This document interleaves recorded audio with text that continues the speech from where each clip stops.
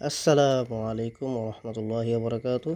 বন্ধুরা, আজ আমরা যাচ্ছি ময়মনসিংহ হালুয়াঘাট উপজেলার গোবরাকড়া ও করৈতলী স্থলবন্দরটি দেখতে। এটি মূলত ভারতের মেঘালয় রাজ্যের গাছুয়া এলাকার সাথে যুক্ত।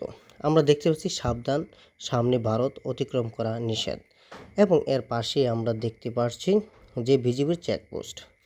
আমরা চেষ্টা করেছিলাম যে এখান থেকে আর একটু ভিতরে যাওয়ার জন্যে, কিন্তু কোনোভাবেই বিজিবি যেতে দিচ্ছেন না, কারণ তারা বলছেন এর সামনে যাওয়া কোনোভাবেই সম্ভব নয়, তো আপনারা ফিরে যান।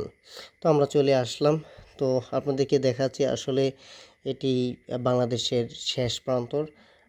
আসলে এটা গোবরাকড়া এবং করৈতলী স্থলবন্দরটি। এরপরেই কিন্তু আমরা দেখতে পাচ্ছি যে ভারত, এখানে বিজিবির কড়া নিরাপত্তা, এবং আশপাশে দিয়ে যদি আপনি লক্ষ্য করেন বিজিবির অনেক পরিস্থিতি দেখতে পান। এবং এর পরবর্তী সময় আমরা চলে আসলাম। আসলে আমাদের মূল উদ্দেশ্য হলো পাহাড়ে ওঠা। আসলে পাহাড়ে চড়াটা অনেকটা কষ্টকর। আমি অনেকটা কষ্ট করে উপরে উঠছি, দেখতে পাচ্ছেন গরমে গা দিয়ে পানি বাইর হচ্ছে। এর মধ্য দিয়েও আমি চেষ্টা করছি উপরে ওঠার জন্য, অনেকটা কষ্ট হচ্ছে, আস্তে আস্তে যাচ্ছি।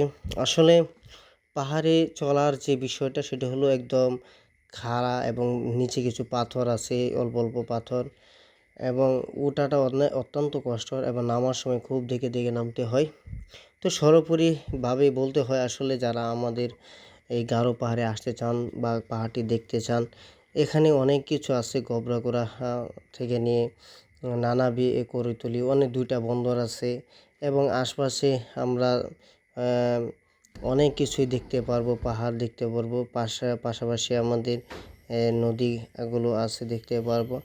আসলে যে আমাদের যে এই বন্দরটি আছে, যে মেঘালয় রাজ্যের গা ছুঁয়েই যে আমরা আমাদের বাংলাদেশের যে দৃশ্যটি আমরা দেখতে পারছি, অত্যন্ত চমৎকার।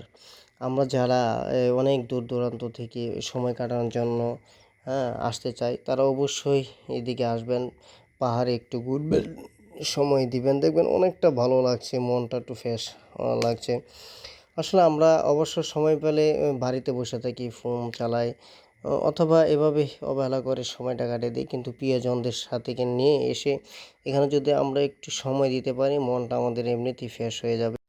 সবাই ভালো থাকবেন, সুস্থ থাকবেন, আমাদের জন্য দোয়া করবেন। আল্লাহ হাফেজ। আসসালামু আলাইকুম রহমতুল্লাহ।